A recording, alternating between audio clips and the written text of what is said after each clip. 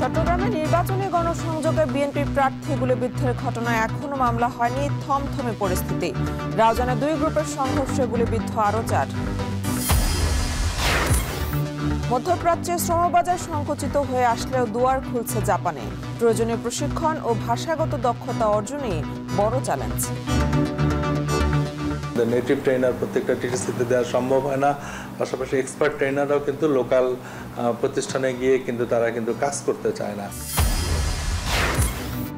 দেশে গাণিতিক হারে বাড়ছে পারিবারিক সহিংসতা। 9 মাসে প্রাণ গেছে 456 জনের। পরকীয়া সামাজিক মাধ্যমকে দুষছেন অপরাধ বিশেষজ্ঞরা। পারিবারিক সহিংসতা বৃদ্ধির মূল কারণ যদি আমি বলতে চাই, সোশ্যাল মিডিয়ার একটা খারাপ ব্যবহার। চট্টগ্রামে অপরিকল্পিত উন্নয়নে 2 দশকে হারিয়েছে 40% পুকুর দিঘি। প্রকৃতি হত্যায় বেড়েছে জলাবদ্ধতা ও উষ্ণতা। সিটি কর্পোরেশন এলাকার ভিতরে আমরা পিএস অনুযায়ী 4600টা পুকুর ছিল, বর্তমানে আমরা পেয়েছি 2954টা পুকুর। এবং মাঠে ব্যস্ততা না থাকলেও নানা বিতর্কে সরগরম দেশের নারী ক্রিকেট। আধিপত্য আর ড্রেসিং রুমে দলীয়করণ নিয়ে মুখোমুখি সুপ্তা জ্যোতি।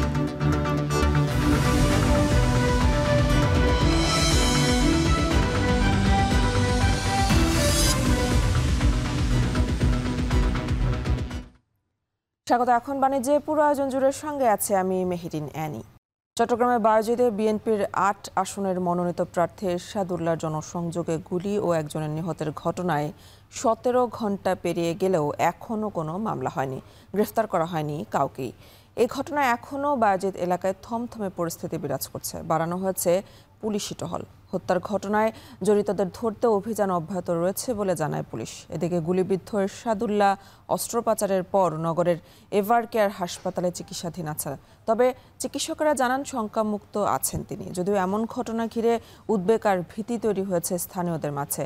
নির্বাচনের আগে এমন ঘটনা নিয়ে উদ্বেগ জানিয়েছেন চট্টগ্রামের মেয়র ডাক্তার শাহাদত হোসেন সহ বিএনপির অনেক সিনিয়র নেতারা। প্রশ্ন তুলেছেন আইনশৃঙ্খলা বাহিনীর ভূমিকা নিয়েও। বুধবার বিকেলে চট্টগ্রাম নগরীর হামজারবাগ এলাকায় নির্বাচনী গণসংযোগের সময় গুলিবিদ্ধ হন নগর বিএনপির আহ্বায়ক ও চট্টগ্রাম 8 আসনের বিএনপি মনোনীত প্রার্থী এরশাদুল্লাহ। এ ঘটনায় সওরা হোসেন বাবলা নামে এরশাদের এক অনুসারী নিহত হন।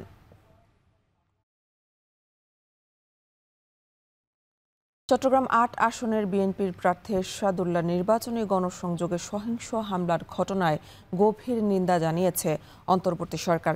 সেই সাথে সরকার এই অপরাধমূলক কর্মকাণ্ডে গভীর উদ্বেগ প্রকাশ এবং গণতান্ত্রিক প্রক্রিয়ায় অংশগ্রহণকারী সকল প্রার্থী ও নাগরিকের নিরাপত্তা ও অধিকার রক্ষায় দৃঢ় অঙ্গীকারও পুনর্ব্যক্ত করেছে। বুধবার রাতে এক বিবৃতিতে বলা হয়, এ ঘটনায় প্রধান উপদেষ্টা অপরাধীদের শনাক্ত ও গ্রেফতারের সর্বোচ্চ প্রচেষ্টা চালাতে নিরাপত্তা বাহিনীকে নির্দেশ দিয়েছে। সকল রাজনৈতিক দল প্রার্থী এবং তাদের সমর্থকদের প্রতি আহ্বান জানিয়ে আরও বলা হয়, আগামী ফেব্রুয়ারির সাধারণ নির্বাচন মর্যাদা ন্যায্যতার ভিত্তিতে হওয়ার জন্য সবাইকে শান্ত ও সংযত থাকতে হবে।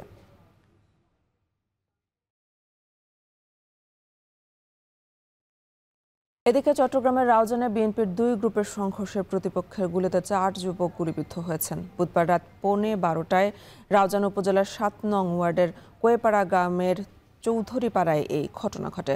আহতরা বাগওয়ান ইউনিয়নের বাসিন্দা বলে জানা গেছে। স্থানীয়রা জানায়, গুলি করে একটি গাড়িতে করে পালিয়ে যায় দুর্বৃত্তরা। আহত 4 জনকে উদ্ধার করে চট্টগ্রাম মেডিকেল কলেজ হাসপাতালে নিয়ে যাওয়া হয়। এদের মধ্যে একজনের অবস্থা আশঙ্কাজনক বলে জানা গেছে। আহত 4 জনই বিএনপি নেতা গিয়াসউদ্দিন কাদের চৌধুরীর অনুসারী বলে জানা গেছে। তবে কী কারণে ঘটনাটি ঘটেছে তা জানা যায়নি। আধিপত্য বিস্তার কেন্দ্র করে বিএনপির 2 গ্রুপের মধ্যে প্রায় সংঘর্ষের ঘটনা ঘটে রাউজানে। 5 আগস্টের পর 17টি খুনের ঘটনায় এ পর্যন্ত নিহত হয়েছেন বিএনপি ও এর অঙ্গ সংগঠনের অন্তত 12 নেতাকর্মী।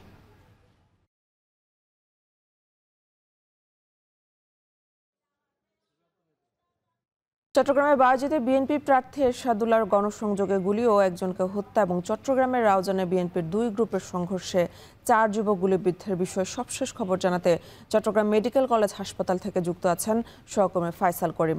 ফয়সাল, গুলিবিদ্ধ এরশাদুল্লাহর শারীরিক অবস্থা এখন কেমন দেখছেন, আর মামলা না হওয়ার কারণ কি, আর একই রাতে 2টি গুলির ঘটনায় পুলিশ কি বলছে? আমরা যেটি জানি যে এরশাদুল্লাহকে অস্ত্রোপচারের পর তাকে শঙ্কামুক্ত ঘোষণা করেছে চিকিৎসক, তবে তিনি এখনও কিন্তু এবার কেয়ার হাসপাতালে ভর্তি আছেন। এই ঘটনায় এখনও কোনো মামলা হয়নি। সকালে আমরা পুলিশের সাথে যোগাযোগ করেছি, তারা আছেন।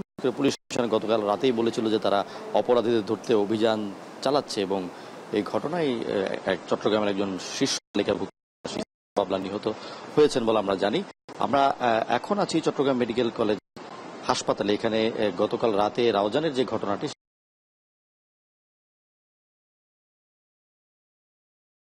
পাঁচজনের মধ্যে একজন চিকিৎসা নিয়ে ফিরে গেছেন, আর যার অবস্থা আশঙ্কাজনক ছিল আব্দুল্লাহ সুমন, তিনি কিন্তু অস্ত্রোপচারের কিছুটা সংক্রামুক্ত আছেন বলে জানিয়েছে চিকিৎসকরা। তিনি এখন ক্যাজুয়ালিটি ওয়ার্ডে ভর্তি আছেন এবং তার সাথে যারা গুলিবিদ্ধ তারা কিন্তু ভর্তি আছেন। এবং এই ঘটনায় এখানে কিন্তু আমরা দেখেছি রাউজানের যারা রাজনৈতিক নেতাকর্মী আছেন তারা কিন্তু সকাল থেকে ভিড় করেছেন এবং আমরা যদি দেখি যে আসলে তারা স্বেচ্ছাসেবক দলের নেতা বলে দাবি করছেন, কেউ বলছেন তারা শ্রমিক দলের নেতা। এবং এটি আসলে রাজনৈতিক বিরোধ নয়। আমরা যারা এখানে আহত আছেন তাদের সাথে কথা বলতে তারা বলছেন যেটি প্রতিবেশীদের মধ্যে কথা কাটাকাটির যে এক ধরনের বিরোধ, তবে তারা কিন্তু রাজনৈতিক ভাবে আসলে কেউ গিয়াসউদ্দিন কাদের চৌধুরীর অনুসারী, কেউ বা গোলাম আহমদ তাদের অনুসারী বলে জানাচ্ছেন এখানে যারা আসছেন। তবে বিষয়টি এখন আমরা নিশ্চিত হতে পারিনি। আর রাউজানের যেই বিষয়টি সেটি কিন্তু আমরা দেখছি যে একেবারে 5ই আগস্টের পর থেকে কিন্তু একেবারে উত্তপ্ত পরিস্থিতি রাউজানে। এখনো পর্যন্ত 17টি হত্যাকাণ্ড হয়েছে, যার মধ্যে 13টি কিন্তু রাজনৈতিক হত্যাকাণ্ড। এমন কিছু হত্যাকাণ্ড দেখেছে যেগুলো প্রকাশ্যে গুলি করে একেবারে দিবালোকে কিন্তু হত্যাকাণ্ডগুলো ঘটানো হয়েছে। এবং পুরো চট্টগ্রামে আমরা যেটি দেখছি যে নির্বাচনের আগে এক ধরনের ভীতিকর পরিস্থিতি দেখা যাচ্ছে এবং গত 1 বছরে আমরা যদি হিসেব করি প্রায় অর্ধশতাধিক হত্যাকাণ্ডের ঘটনা ঘটেছে, যার মধ্যে অধিকাংশই রাজনৈতিক। এবং নির্বাচনের আগে গতকাল যে ঘটনাটি ঘটল বিএনপি প্রার্থীর নির্বাচনী প্রচারণায়, সেটি নিয়ে কিন্তু রাজনৈতিক মহলে নতুন করে উদ্বেগের জন্ম দিচ্ছে, ভীতির জন্ম দিচ্ছে। এবং আমরা যেটি দেখেছি যে এই ঘটনায় নিন্দা জানিয়েছে প্রধান উপদেষ্টার কার্যালয় থেকে এবং চট্টগ্রামের যারা সিনিয়র বিএনপি নেতারা আছেন তারা কিন্তু আহত যিনি আছেন, গুলিবিদ্ধ প্রার্থী যিনি আছেন এরশাদুল্লাহ, তাকে দেখতে এবার কে রেখেছেন। তারা এই নির্বাচনের আগে এমন পরিস্থিতি তাদের কাম্য নয় বলে দাবি করছেন এবং এই ঘটনায় আইন শৃঙ্খলা বাহিনীকে আরও কঠোর হওয়ার জন্য তারা দাবি জানাচ্ছেন। চট্টগ্রামের বাজেতে বিএনপি প্রার্থী এরশাদুল্লাহর গণসংযোগে গুলি এবং চট্টগ্রামের রাউজানে বিএনপির 2 গ্রুপের সংঘর্ষে 4 যুবক গুলিবিদ্ধের বিষয়ে সবশেষ জানাচ্ছিলেন সহকর্মী ফয়সাল করিম। কর্মক্ষম লোকের সংখ্যা ক্রমাগতই কমছে, তীব্র হচ্ছে শ্রমিক ঘাটতি। এই ঘাটতি পূরণে বিভিন্ন ক্যাটাগরিতে বিদেশি শ্রমিক নিয়োগ দিচ্ছে দেশটি। এতে বাংলাদেশি কর্মী পাঠানোর সুযোগ ও চাহিদা উভয়ই বাড়ছে। মধ্যপ্রাচ্যের বাজার যখন সংকুচিত হয়ে আসছে তখন জাপান এই সম্ভাবনার দুয়ার খুলে দিল। তবে দেশটিতে কর্মী পাঠানোর ক্ষেত্রে ভাষাগত দক্ষতা অর্জনই এখন বড় চ্যালেঞ্জ। সরকারি বেসরকারি পর্যায়ে জাপানিজ প্রশিক্ষক নিয়োগ ও বাংলাদেশি প্রশিক্ষকদের প্রয়োজনীয় প্রশিক্ষণ নিশ্চিত করার তাগিদ সংশ্লিষ্টদের। বিস্তারিত জানাচ্ছেন কামরুল হাসান জনি। জাপানে একদিকে কমছে জন্মহার, অন্যদিকে বাড়ছে বয়স্কদের সংখ্যা। এতে করে কমছে কর্মক্ষমদের সংখ্যা।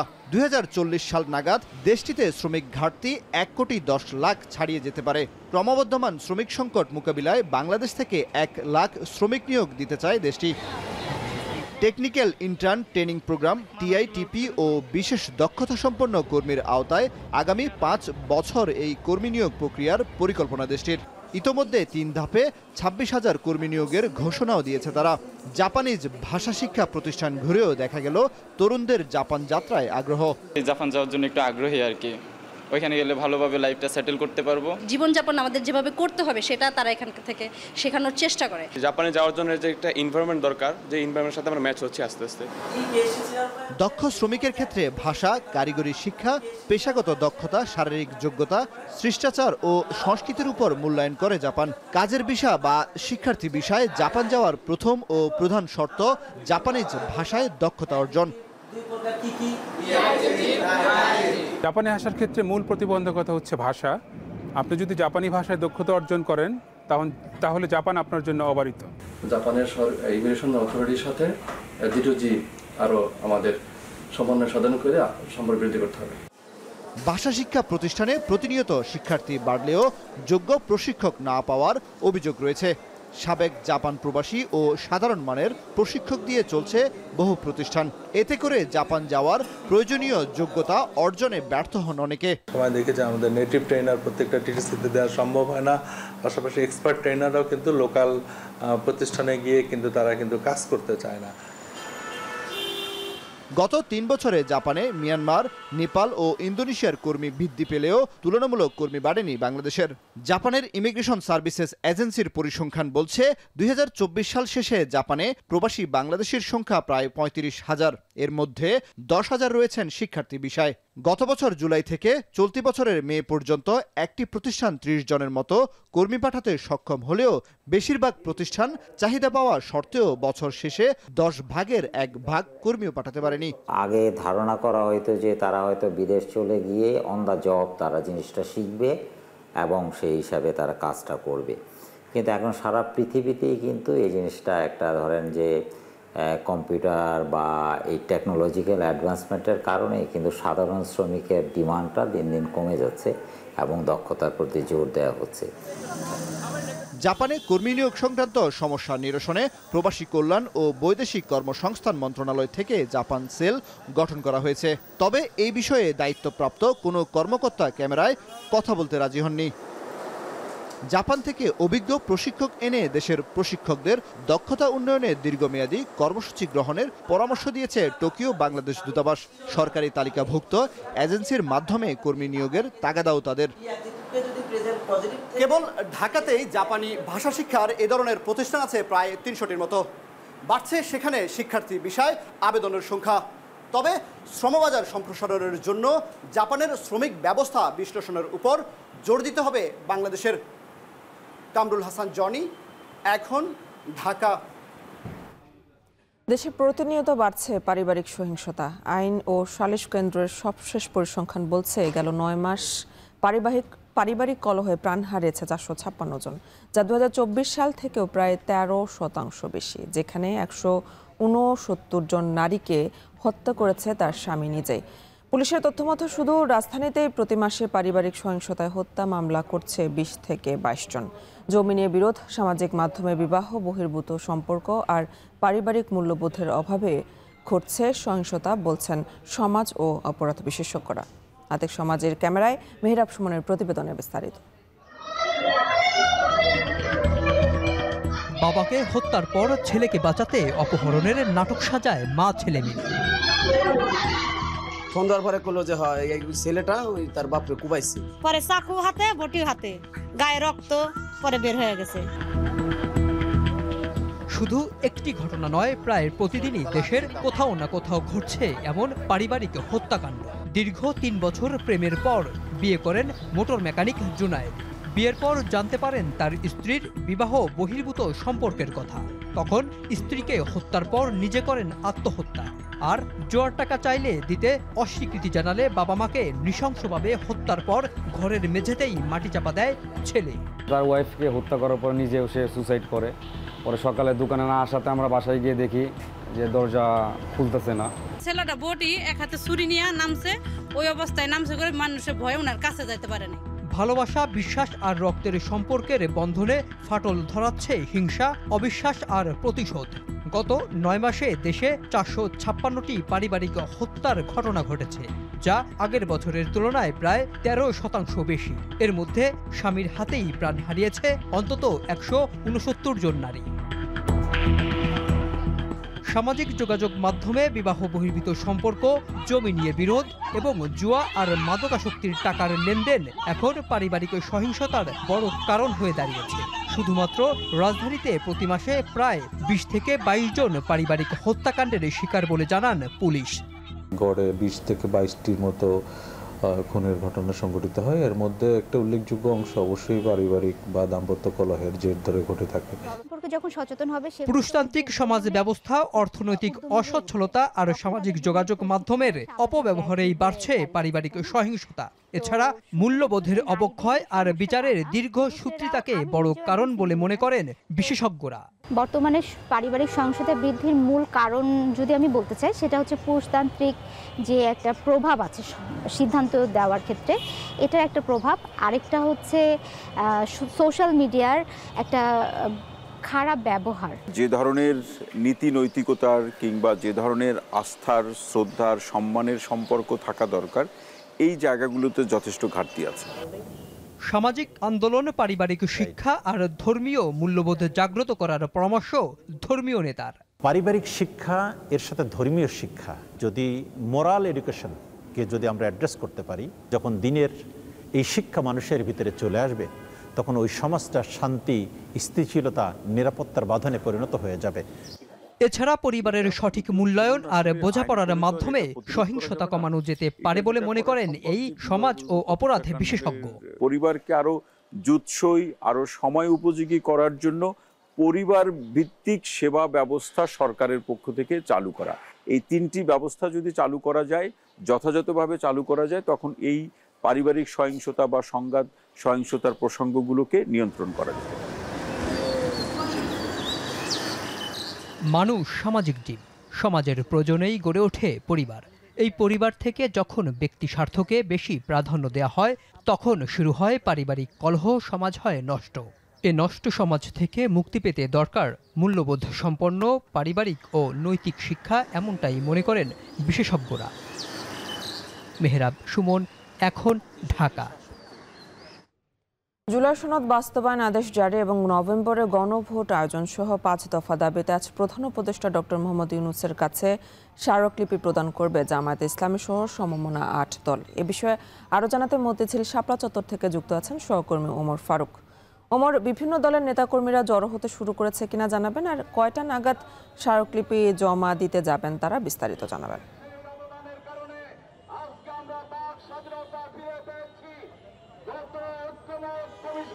আপনাকে ধন্যবাদ। আসলে যে পূর্ব ঘোষিত কর্মসূচির অংশ হিসেবে আজকে জুলাই সনদ আদেশ বাস্তবায়ন আদেশ জারি এবং সেই আলোকে নভেম্বরের মধ্যে গণভোট 5 দফা দাবিতে আজকে জামাত ইসলামী, ইসলামী আন্দোলন, খেলাফত মজলিস, বাংলাদেশ খেলাফত মজলিস সহ তাদের যেই সমমনা যে 8 দল, তাদের আজকে প্রধান উপদেষ্টা বরাবর স্মারকলিপি দেওয়ার কথা। তবে এই মুহূর্তে রাজধানীর মতিঝিল শাপলা চত্বরের ঠিক পাশেই কিন্তু অবস্থান নিয়েছে বাংলাদেশ জামাত ইসলামী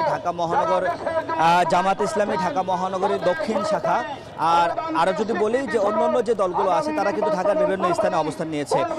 তো আমরা দেখেছি কিছুক্ষণ আগে যে জামাতের ঢাকা মহানগর দক্ষিণের যে বিভিন্ন থানা থেকে তারা কিন্তু ছোট ছোট মিছিল নিয়ে আজকে এই সমাবেশস্থলে এসেছেন এবং এই মুহূর্তে আমরা দেখতে পাচ্ছি যে আসলে সড়কের এক পাশে তারা অবস্থান নিয়ে তাদের যে দাবি, অর্থাৎ যে নভেম্বরের মধ্যে জুলাই সনদের জন্য গণভোট এবং আদেশ জারি, সেই বিষয়ে কিন্তু তারা এখন এইখানে সংক্ষিপ্ত বক্তব্য দিচ্ছেন। আপনাকে বলে রাখি, আসলে বিভিন্ন বিষয় নিয়ে, অর্থাৎ রাষ্ট্র সংস্কারের যে 84টি বিষয় নিয়ে যে রাজনৈতিক দলগুলো যে প্রস্তাবে সম্মত হয়েছে এবং জুলাই সনদে স্বাক্ষর করেছে, জুলাই সনদ আসলে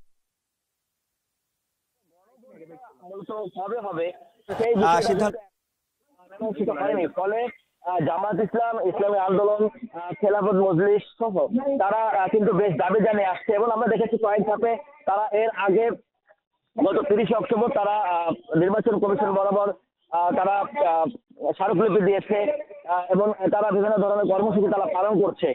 তারা বলছেন যে আসলে এই যে রাজনৈতিক দলগুলো পালন করছে, তারা বলছেন এই যে রাজনৈতিক দলগুলো বসে যেই কোনো ধরনের কার্যকারিতা থাকবে না বলে তারা বলছেন এবং তারা বেশ কয়েকদিন যাবত তারা বলছেন যে আসলে নির্বাচনের পূর্বেই গণভোট দিতে হবে এবং তারা বলছেন যে নির্বাচনের দিন এবং যদি গণভোট হয়, একই সাথে যদি নির্বাচন হয়, সেই ক্ষেত্রে গণভোটটা আসলে অকার্যকর হয়ে যেতে পারে, এর ফলে জুলাই সনদও অকার্যকর হয়ে যেতে পারে। তারা এখানে বেশ কয়েকজন বক্তব্য দিচ্ছেন। তারা বলছেন যে একই সাথে যদি বেশ কয়েকজন বক্তব্য দিচ্ছেন, তারা বলছেন যে একই সাথে যদি জুলাই সনদ এবং গণভোট এবং নির্বাচন হয়, গণভোট এবং নির্বাচন একই সাথে হলে আসলে যে গণভোটের কার্যকারিতা থাকবে না বলে তারা বলছেন। এবং তারা বলছেন যে যাতে নভেম্বরের আগেই অর্থাৎ নির্বাচনের আগেই যাতে গণভোট হয় এবং সেই গণভোটের মাধ্যমে অর্থাৎ জুলাই সনদের মাধ্যমেই বাস্তবায়নের মাধ্যমে যাতে আগামী নির্বাচন অনুষ্ঠিত হয় সেই জোর দাবি তারা জানাচ্ছেন। এবং আমরা এখান থেকে কিছুক্ষণ পরে মিছিল শুরু হবে, সেই মিছিল পল্টনে যাবে। পল্টন থেকে পরবর্তীতে তারা 8টি যে দল আছে তারা প্রধান উপদেষ্টা বরাবর স্মারকলিপি দিতে যাবে। এই ছিল আমার কাছ থেকে মতিঝিল থেকে সব শেষ। আজ প্রধান উপদেষ্টা বরাবর স্মারকলিপি জমা দেবে জামায়াত সহ ইসলামী সমমনা 8 দল, সে খবরে জানাচ্ছিলেন সহকর্মী ওমর ফারুক।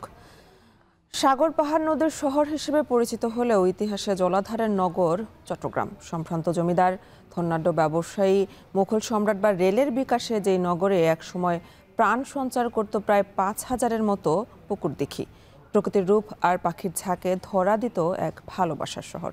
অথচ অপরিকল্পিত উন্নয়নের ডামাডোলে হারিয়ে গেছে সেসব জলাধারের জৌলুস। সিডিএ বলছে 2 দশকে এই নগরের দৃশ্যপট থেকে হারিয়ে গেছে প্রায় 40% পুকুর দিঘি। এতে শুধু প্রকৃতির রক্ষতা বাড়েনি, বেড়েছে নগরের উষ্ণতা আর অগ্নিঝুঁকিও। এ নিয়ে আরও জানাচ্ছে ফয়সাল করিম। দিঘির বুকে শান্ত জলের মায়াবী খেলা, শীতল হাওয়া শরীরে দোলা দিয়ে জুড়িয়ে দেয় মন। ক্লান্ত পথিক, তৃষ্ণার্ত পাখির দল বা তপ্ত নাগরিক এই জলের সাথে হৃদয় মেলায়। প্রকৃতি যখন উষ্ণ, এই শহর যখন বিষণ্ণ কিংবা মানুষ যখন ক্লান্ত, তখন এই জল হাওয়া যোগায় বেঁচে থাকার গান। সাগর পাহাড় আর নদীর শহর হিসেবে পরিচিতি থাকলেও একসময় ইতিহাসের পাতায় জলাধারের নগর হিসেবে খ্যাতি ছিল এই মায়াবিনী চট্টগ্রামের। সম্ভ্রান্ত জমিদার, ধনাঢ্য ব্যবসায়ীর উদ্যোগ কিংবা রেলের বিকাশে যেখানে প্রাণ সঞ্চার করেছিল এমন অসংখ্য দিঘি নয়তো জলাধার, যেসব ঘিরে শাপলা শালুকের হাসি, পাখিদের কলকাকলি, নয়তো জলের হৃদস্পন্দনে মানুষ খুঁজে পেত প্রকৃতির সাথে তার বন্ধুত্ব।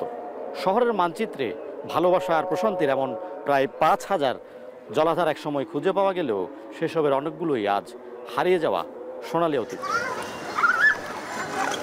নগরের হারিয়ে যাওয়া জলাধার নিয়ে সরকারি বিভিন্ন সংস্থার ভিন্ন রকম তথ্য থাকলেও উন্নয়ন কর্তৃপক্ষের এই কর্মকর্তা বলছেন 50 বছরে নগর থেকে হারিয়ে গেছে অন্তত 35% জলাধার। সিটি কর্পোরেশন এলাকার ভিতরে আমরা পিএস অনুযায়ী 4600টা পুকুর ছিল, বর্তমানে আমরা পেয়েছি 2954টা পুকুর আমাদের, এবং এই 2954 পুকুর আমাদের অবশ্য সংরক্ষণের তালিকায় আছে। এগুলো যাতে ভবিষ্যতে কোনোভাবে যেন ভরাট হতে না পারে সে নির্দেশনা আমাদের মাস্টার প্ল্যানে থাকবে। ছোট হয়ে আসা এই তালিকায় কোনো মতে দম ফেলছে ভেলুয়ার দিঘি, আসকার দিঘি, খাজার দিঘি, বলুয়ার দিঘির মতো মাত্র 28টি দিঘি। ইতিহাসবিদ ও গবেষকদের মতে এগুলোর নামকরণ হতো খননকারী তার বংশ বা প্রিয়জনের নামে। এসবের সাথে জড়িয়ে আছে লোকগাথা, যুদ্ধের ইতিহাস বা নানা কল্পকাহিনী। একসময়ের সবুজ চট্টগ্রামের উষ্ণতা নিয়ন্ত্রণের পাশাপাশি এক একটি জলাধার ছিল জীবন্ত বাস্তুতন্ত্র। সেসবে দল বেঁধে নামতো পাখি, খেলা করত নানা রকম মাছের ঝাঁক, আশপাশের গাছগাছালি ঘিরে তৈরি হতো বিপুল অক্সিজেনের উৎস। এসব জল আর প্রকৃতি হত্যায় নগরের একদিকে বেড়েছে জলাবদ্ধতা, অন্যদিকে তাপমাত্রা। আমরা ছোটবেলায় আজকাল দিঘিটা ছিল একদম পানিতে ভরপুর থাকতো, রাস্তা থেকে দেখা যেত। আমরা যখন স্কুল থেকে ফিরতাম তখন ওইখানে পাড়ে বসতাম এবং একটা ঠান্ডা বাতাস আসতো।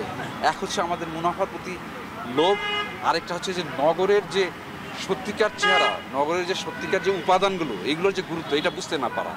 এইসব কারণে আমরা এই সবগুলো আমাদের অজান্তেই আমরা আমাদের শহরকে নিজেরা ধ্বংস করে দিচ্ছি। জলাধার সংরক্ষণ করতে হবে, এই জলাধার সংরক্ষণের আইন আছে কিন্তু এটার সুনিপুণ বাস্তবায়ন নাই।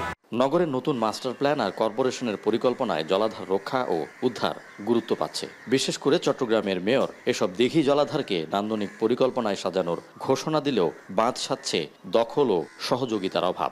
রাস্কার দিকের পাড়ের ব্যাপারে এখনও কথাবার্তা চলছে ফার্নিচারের দোকানদারের সাথে। তারা আমাদের সাথে যদি একসাথে আমাদের যে কথাবার্তার মাধ্যমে তারা যেটা ছেড়ে দিতে এখনও রাজি হচ্ছে না, ছেড়ে দিলে ইনশাল্লাহ আমরা সেটা একটা সুন্দর একটা ওয়াকওয়ে এবং দৃষ্টিনন্দন একটা স্থানে পরিণত করবে। এত দখল দূষণের মাঝে ঐতিহাসিক লালদিঘি তৈরি করেছে ব্যতিক্রমী উদাহরণ।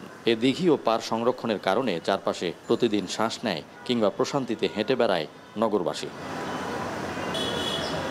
ফাইসাল করিম, এখন চট্টগ্রাম। চিকিৎসক সংকট সহ নানা অব্যবস্থাপনায় বান্দরবান সদর হাসপাতালে ব্যাহত হচ্ছে চিকিৎসা সেবা কার্যক্রম। ময়লা আবর্জনা নোংরা হাসপাতালের পরিবেশ, এতে প্রতিনিয়ত বিড়ম্বনার শিকার হচ্ছেন সেবা প্রত্যাশীরা। পর্যাপ্ত জনবল ও চিকিৎসকের অভাবেই এই অবস্থা বলছে হাসপাতাল কর্তৃপক্ষ। বান্দরবান থেকে রিজভির হাতের প্রতিবেদনে বিস্তারিত। চিকিৎসক সংকটে ব্যাহত হচ্ছে বান্দরবান সদর হাসপাতালের স্বাস্থ্যসেবা। প্রতিনিয়ত ভোগান্তি পোহাতে হচ্ছে শত শত রোগীর। বড় কোনো অপারেশন থিয়েটার ও আইসিইউ সেবা না থাকলেও প্রতিদিন শত শত রোগী সেবা নিতে আসেন এই হাসপাতালে, কিন্তু চিকিৎসক সংকটে প্রয়োজনীয় চিকিৎসা থেকে বঞ্চিত হচ্ছেন তারা। কাগজে কলমে 27 জন থাকার কথা থাকলেও সদর হাসপাতালে রয়েছেন 15 জন, কিন্তু তারাও নিয়মিত আসেন না কর্মস্থলে। তাছাড়া বিশেষজ্ঞ চিকিৎসক কর্মস্থলে আসেন সপ্তাহে 1 থেকে 2 দিন। ঘন্টার পর ঘন্টা অপেক্ষা করেও কাঙ্ক্ষিত সেবা না পেয়ে ফিরে যান রোগীরা। বান্দরবনে এটি সবচেয়ে বড় হাসপাতাল, কিন্তু এখানে ডাক্তাররা ঠিকমতো আসে না। সিনিয়র যারা ডাক্তার আসে তারাও বিশেষ করে রোগী দেখে না, রাউন্ডে যায়, কিন্তু এখানে গরিব যারা অসহায় রোগী আছে তাদেরকে এরকম ভালো করে দেখে না। হাজারো মানুষের সুচিকিৎসার একটা আশ্রয়স্থল, কিন্তু ওখানে ডাক্তার এবং জনবল সংকট থাকার কারণে সুচিকিৎসাটা পাচ্ছে না। ন্যূনতম কিছু হলেই চিটাগাং রেফার করে দেওয়া হয়। ডাক্তার যে সংকট, এই সমস্যাটা প্রশাসনিকভাবে যেভাবে নিরসন করা যায় অতি দ্রুত যাতে নিরসন করা হয়। তবে এসব সংকট নিরসনে দ্রুত প্রয়োজনীয় পদক্ষেপ নেওয়ার কথা জানান এই কর্মকর্তা। 100 সজ্জার জনবল যতদিন আসলে আমরা পাচ্ছি না, ততদিন এই রোগীদেরকে সন্তোষজনক সুবিধাজনক এই সার্ভিসগুলি দেওয়া আসলে সম্ভবপর হয়ে ওঠে। সংকট কাটিয়ে উঠলে আমরা রোগীদের যে সার্ভিসটা দেওয়া যায় এটা আরো ভালো করে সুচারুরূপে সুন্দরভাবে দেওয়া সম্ভব।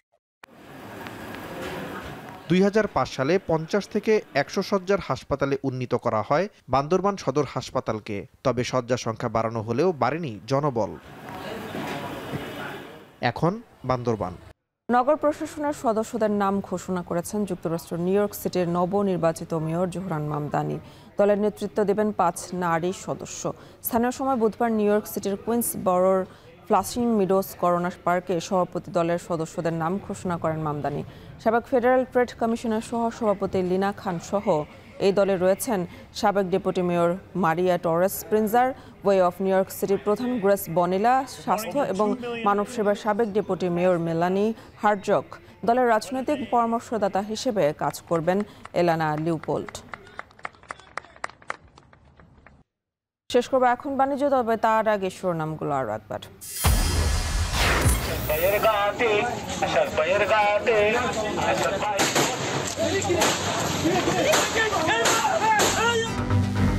চট্টগ্রামে নির্বাচনী গণসংযোগে বিএনপি প্রার্থী গুলিবিদ্ধের ঘটনায় এখনো মামলা হয়নি, নেই গ্রেফতার। রাউজানে 2 গ্রুপের সংঘর্ষে গুলিবিদ্ধ আরও 4। মধ্যপ্রাচ্যের শ্রমবাজার সংকুচিত হয়ে আসলে দুয়ার খুলছে জাপানে। প্রয়োজনীয় প্রশিক্ষণ ও ভাষাগত দক্ষতা অর্জনই এখন বড় চ্যালেঞ্জ। নেটিভ ট্রেনার প্রত্যেকটা টিটিসিতে দেওয়া সম্ভব হয় না, পাশাপাশি এক্সপার্ট ট্রেনাররাও কিন্তু লোকাল প্রতিষ্ঠানে গিয়ে কিন্তু তারা কিন্তু কাজ করতে চায় না। দেশে গাণিতিক হারে বাড়ছে পারিবারিক সহিংসতা। 9 মাসে প্রাণ গেছে 456 জনের। পরকীয়া সামাজিক মাধ্যমকে দুষছেন অপরাধ বিশেষজ্ঞরা। পারিবারিক সহিংসতা বৃদ্ধির মূল কারণ যদি আমি বলতে চাই, সোশ্যাল মিডিয়ার একটা খারাপ ব্যবহার। চট্টগ্রামে অপরিকল্পিত উন্নয়নে 2 দশকে হারিয়েছে 40% পুকুর দিঘি। প্রকৃতি হত্যায় বেড়েছে জলাবদ্ধতা ও উষ্ণতা। সিটি কর্পোরেশন এলাকার ভিতরে আমরা পিএস অনুযায়ী 4600টা পুকুর ছিল, বর্তমানে আমরা পেয়েছি 2954টা পুকুর। এ ছিল এখন বাণিজ্যে। এখন টেলিভিশন ওয়েবসাইটে দেখতে ভিজিট করুন www.ekhon.tv। এছাড়া ফেসবুকে দেখতে ভিজিট করুন facebook.com/tv.ekhon এবং ইউটিউবে দেখতে ভিজিট করুন youtube.com/c/ekhon।